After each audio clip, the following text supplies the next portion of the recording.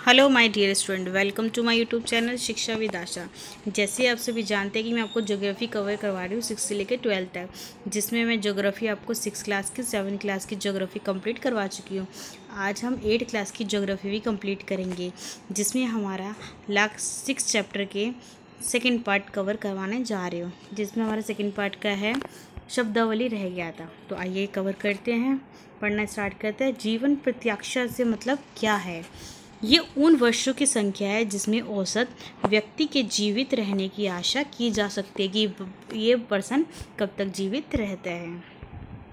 Next है जनसंख्या के बढ़ने के मुख्य कारण क्या होते हैं? प्राकृतिक वृद्धि दर की तीव्रता से बढ़ना।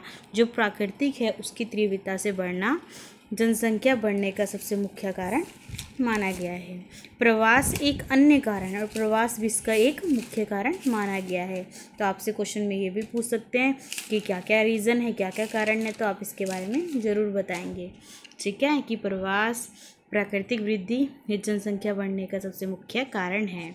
जिसकी जनसंख्या के आकार में परिवर्तन होता है, लोग एक देश में अथवा देश के बीच एक स्थान से दूसरे स्थान पर ले जा सकते हैं। उत्प्रवासी वे लोग होते हैं जो देश को छोड़कर अप्रवासी के वे लोग होते हैं जो देश में आते हैं। तो आपसे डिफरेंस पूछ सकते हैं एक मार्क्स में कि उत्प्रवासी और अप्रवासी में क्या डिफरेंस है।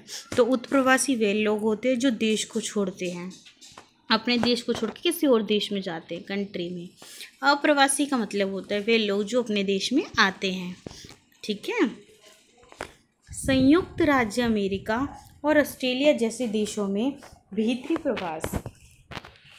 प्रवास अथवा अप्रवास द्वारा संख्या बढ़ती जाती हुई नज़र आती है। जैसे कि सूडान देश के बारे में आपने सुना ही होगा, इसका एक उदाहरण है जहाँ पर अप्रवास लोगों की संख्या बढ़ती हुई नज़र आ रही है, जिसमें लोगों के बाहर चले जाने अथवा उत्प्रवास के कारण जनसंख्या में कमी का अनुभव होता हुआ प्रतीत होता है। अंतर्राष्ट्रीय प्रवासी की सामान्य प्रकृति यह है कि लोग अच्छे आर्थिक अवसरों की खोज में कम विकसित राष्ट्र से अधिक विकसित राष्ट्र में चले जाते हैं। मतलब ऐसी कंट्री में हम जाना पसंद करेंगे। इवन आप लोग भी जब पढ़ लिख जाएंगे कि जो डेवलपमेंट कंट्री है, अच्छी दिखने में, जब हम अर्न पैसा कर सके, उसमें जाना आप ज़्यादातर पसंद करेंगे। देशों के अंदर बड़ी संख्या में रोज़गार होना चाहिए, शिक्षा होनी चाहिए, अच्छा स्वास्थ्य होना चाहिए। सुविधा की खोज ग्रामीण क्षेत्रों में नगरीय क्षेत्र की ओर चले जाते हैं। जनसंख्या परिवर्तन के प्रतिरूप क्या क्या है, आइए देखते हैं। जनसंख्या वृद्धि की दर में विश्व में अलग अलग, यद्यपि विश्व की कुल जनसंख्या तीव्रता से बढ़ती हुई नजर आती है। सभी देशों में ये वृद्धि अनुभव नहीं की जा सकती, मतलब इसका ज्ञान नहीं लगाया जा सकता।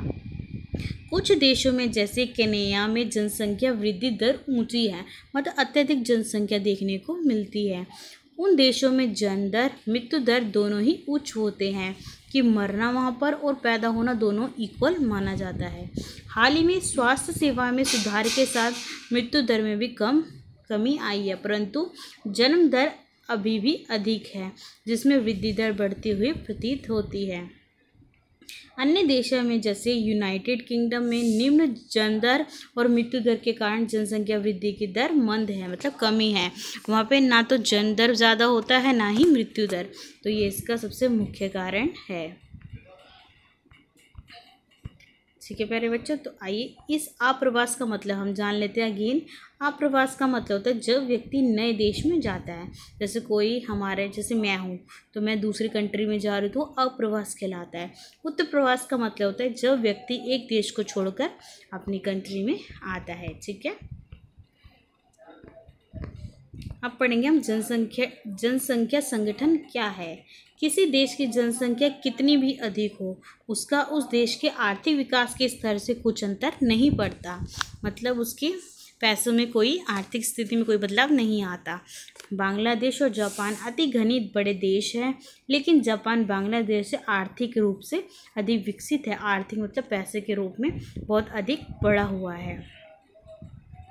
एक स्थान के रूप में लोगों की भूमिका को समझने के लिए हमें उनके गुणों के बारे में जानना अत्यधिक आवश्यक होता है, क्योंकि लोग अपनी आय, लिंग, साक्षरता स्तर, स्वास्थ्य, दिशाओं, व्यवसाय और अन्य चीज़ों पर बहुत डिपेंड रहते हैं और आय के स्तर पर भी एक दूसरे पर भिन्न होते हैं। लोगों की इन विशेषताओं के बारे में जानना अधिक आवश्यक होता है। जनसंख्या संगठन जनसंख्या की संरचना को भी दर्शाता हुआ प्रतीत होता है। नेक्स्ट है कि जनसंख्या संगठन हमारी यह जानने में सहायता किस प्रकार करती है। जनसंख्या संगठन हमारी यह जानने में सहायता करता है कि कितने पुरुष हैं और कितनी स्त्रियां यहाँ पर हैं, वे किस आयु के वर्ग हैं और कितने शिक्षित हैं, कितने पढ़े लिखे हैं और वे किस प्रकार की व्यवसाय कार्य करते हैं, किस प्रकार का कार्य करते हुए प्रतीत होते हैं, उनकी आय में क्या स्तर है, क्या अंतर है और स्वास्थ्य दिशाएं कैसी है। एक देश की जनसंख्या संगठन का अध्ययन करने की एक रुचिकर विधि जनसंख्या पिरामिड है। तो आइए जनसंख्या पिरामिड के बारे में जानते हैं। सबसे इम्पॉर्टेंट क्वेश्चन है, आपसे पूछा जाता है एग्जाम में कि जनसंख्या पिरामिड किसे कहते हैं, जिसे आयु लिंग पिरामिड कहते हैं। इसी का अन्य नाम है आयु लिंग पिरामिड। तो आइए देखते हैं। एक जनसंख्या पिरामिड दर्शाता है। जनसंख्या पिरामिड क्या है? कुल जनसंख्या विभिन्न आयु वर्गों में विभाजित होता है, सबकी आयु के अकॉर्डिंग विभाजित होता है, जैसे 5 से लेकर 9 वर्ष, 10 से लेकर 14 वर्ष। ठीक है। कुल जनसंख्या का प्रतिशत इन वर्गों में से प्रत्येक वर्ग में पुरुष और स्त्रियां उपविभाजित होती है, जिसमें ये पता होता है कि इतने नंबर से इतने तक स्त्रियां इसमें रहेगी वर्ग में, तो वर्ग के अकॉर्डिंग डिवाइड होती है। जनसंख्या पिरामिड का आकार उस विशिष्ट देश में रहने वाले लोगों की कहानी बताता है कि वहाँ के लोग कितने पढ़े लिखे हैं, कितनी लड़कियां हैं, कितने लड़के उस देश में पाए जाते हैं। बच्चों की संख्या 15 वर्ष से निचले भाग को दर्शाती है। ठीक है, जैसे कि आपको ये पिरामिड में दर्शाया गया है, एक जनसंख्या पिरामिड। ठीक है।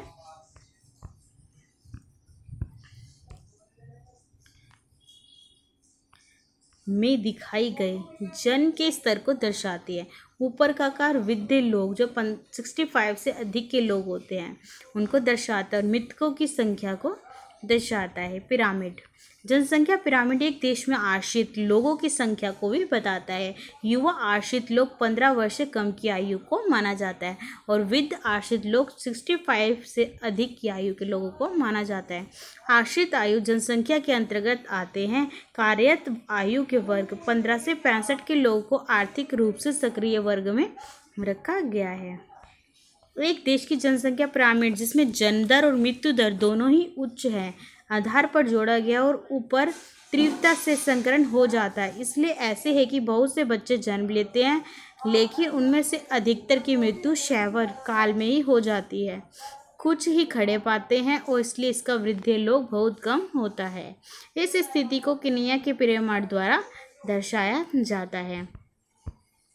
जिन देशों में मृत्यु दर विशेष रूप से बहुत छोटे बच्चों में कम हो रही है, युवा आयु के वर्ग का पिरामिड चौड़ा है क्योंकि शिशु प्रौढ़ावस्था तथा जीवित रहती है। यह भारत के पिरामिड में दृष्टिगोचर होती है। इस प्रकार की जनसंख्या में युवा सापेक्षित अधिक होता है, जिसका अर्थ होता है मजबूत और वर्धमान बढ़ती हुई जनसंख्या। ठीक है। श्रमिक की संख्या कम से कम दर वाले जापान जैसे देशों में अधिक पिरामिड सक्रिय होता है। घटती मृत्यु के कारण अधिक लोग वृद्ध आयु तक पहुंच जाते हैं, मतलब बुढ़ापे तक पहुंच जाते हैं। कुशल, उत्साही, आशावादी, सकारात्मक दृष्टि वाले युवा जन राष्ट्र के भविष्य होते हैं।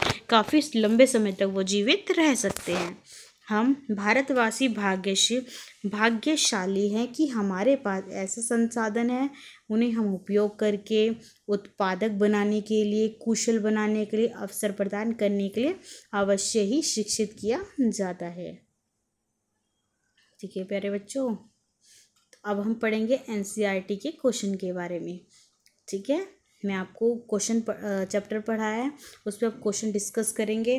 तो सबसे पहले हमारा क्वेश्चन है कि लोगों को एक संसाधन लोगों को एक संसाधन क्यों समझा जाता है? क्या आप इसका रीज़न बता सकते हैं?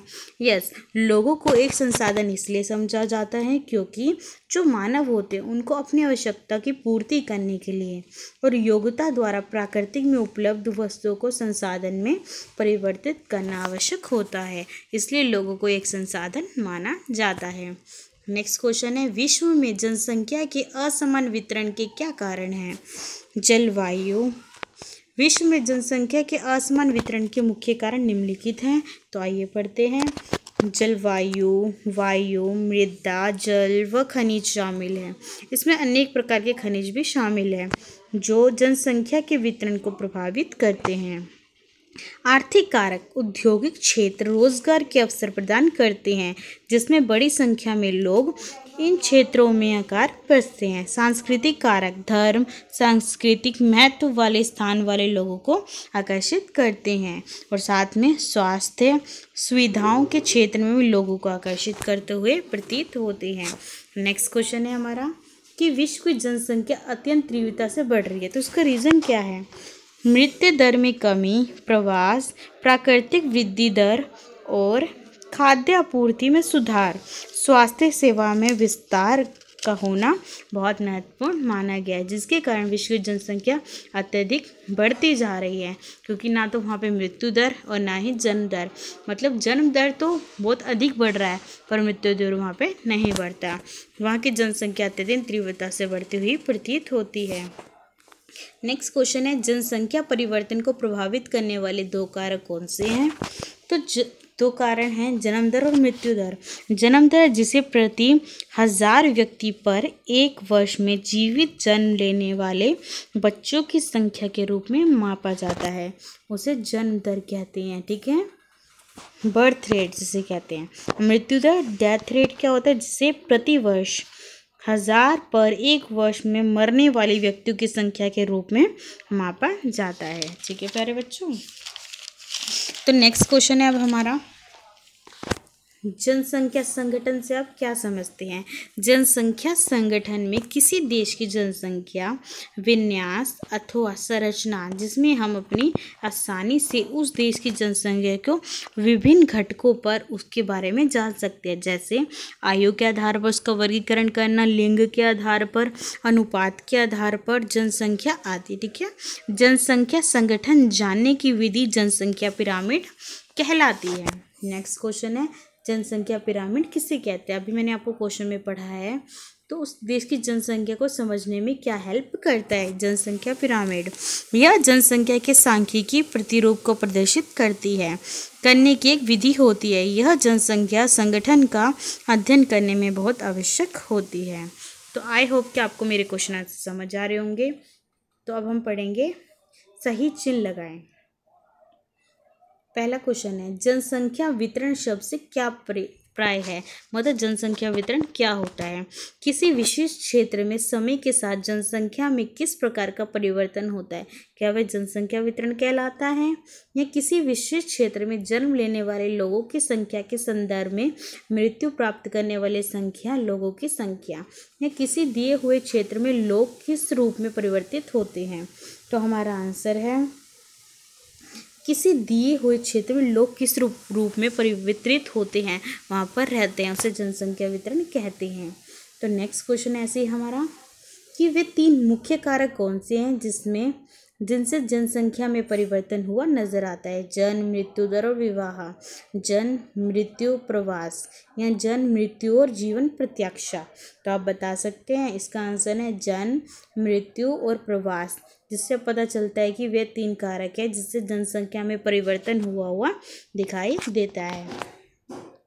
नेक्स्ट क्वेश्चन है, 1999 में विश्व की जनसंख्या कितनी होगी? क्या 1 अरब हो गई, 3 अरब या 6 अरब? तो वो हो गई हमारी 6 अरब। इसका आंसर है, राइट आंसर है 6 अरब। नेक्स्ट है कि जनसंख्या पिरामिड क्या है? सबसे इम्पोर्टेंट क्वेश्चन है, बहुत बार एग्जाम में पूछा जाता है। जो बच्चे एग्जाम की प्रिपरेशन कर रहे हैं तो वो याद रखें कि जनसंख्या पिरामिड क्या होता है। CGL, SSC जैसे क्वेश्चन में 1 नंबर में पूछ लेते हैं। जनसंख्या का आयु, लिंग, संगठन का आलेख निरूपण करना, या जब किसी क्षेत्र का जनघनत्व इतना बढ़ जाता है कि लोग ऊंची इमारत में रहते हैं या बड़े नगरीय क्षेत्र में जनसंख्या का वितरण रूप जनसंख्या पिरामिड कहलाता है। तो इसका आंसर क्या है? तो प्यारे बच्चों, इसका आंसर है जनसंख्या आयु लिंग पर आधारित होता है। ठीक है प्यारे बच्चों।